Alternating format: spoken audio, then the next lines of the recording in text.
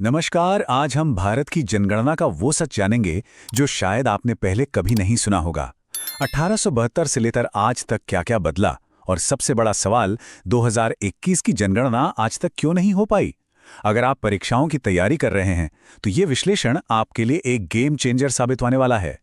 तो चलिए सबसे पहले इसी सवाल से शुरू करते हैं। क्या भारत की जनगणना सिर्फ लोगों की गिनती है? ज्यादातर लोग तो यही सोचते हैं, लेकिन सच सच इससे कहीं ज्यादा गहरा है। इसका जवाब है बिल्कुल नहीं।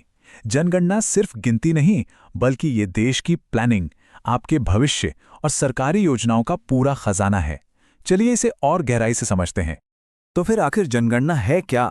जैसा कि मैंने कहा, यह सिर्फ गिनती नहीं है, ये हमारे देश का पूरा डेटाबेस है।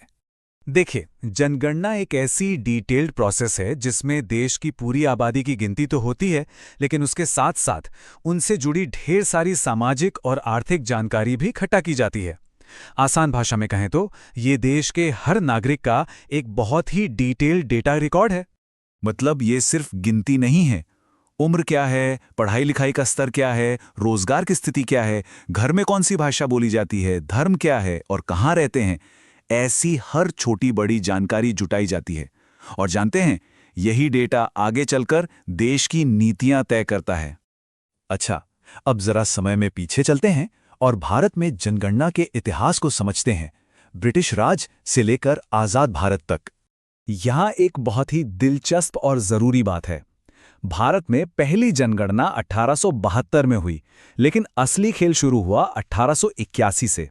अब सवाल है क्यों? क्योंकि 1872 की जनगणना पूरे भारत में एक साथ नहीं हुई थी, एक काफी बिखरी हुई और असंगठित थी। जबकि 1881 में लॉर्ड रिपन के समय पहली बार पूरे देश में एक साथ और बिल्कुल व्यवस्थित तरीके से जनगणना हुई, और यहीं से हर 10 साल में जनगणना कराने की परंपरा शुरू हुई।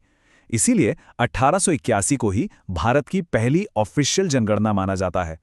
जरा इस टाइमलाइन पर नजर डालिए। 1881 से सिलसिला शुरू हुआ और हर 10 साल में दोहराया गया। इसमें 1921 का साल बहुत खास है। इसे द ग्रेट डिवाइड या महान विभाजक वर्ष भी कहते हैं। जानते हैं क्यों? क्योंकि यह अकेली ऐसी जनगणना थी जिसमें जनसंख्या बढ़ने की बजाय हट गई थी। फिर आया 1951, आज़ाद भारत की पहली जनगणना, और 2011 में हमारी आखिरी पूरी जनगणना हुई। 2021 की जनगणना का क्या हुआ वो तो हम सब जानते हैं, वो स्थगित हो गई। अब आते हैं सबसे जरूरी सवाल पर। आखिर जनगणना इतनी महत्वपूर्ण क्यों है? सच कहूं तो ये हमारे देश की पूरी प्लानिंग की रीढ़ की हड्डी है। सोचकर देखिए, अपने इलाके में कोई नया स्कूल बनेगा या हॉस्पिटल, ये बात भी जनगणना का डेटा ही तय करता है। शिक्षा, स्वास्थ्य, रोजगार से जुड़ी जितनी भी सरकारी योजनाएं हैं, वो सब इसी डेटा के आधार पर बनती हैं।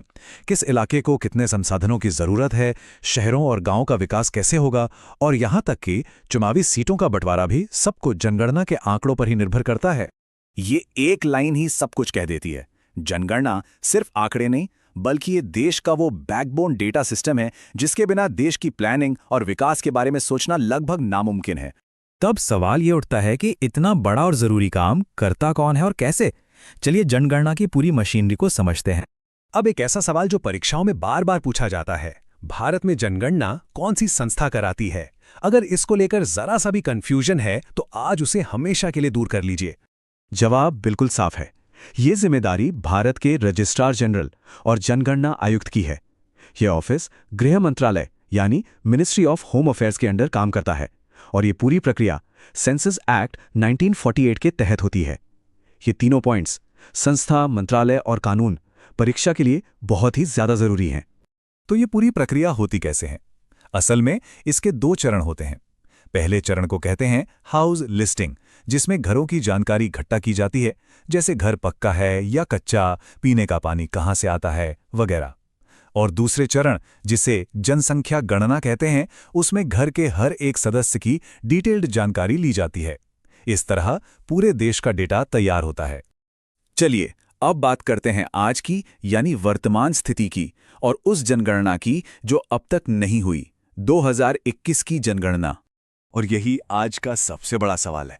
2021 की जनगणना अब तक पूरी क्यों नहीं हुई? क्या सरकार कुछ बड़ा प्लान कर रही है?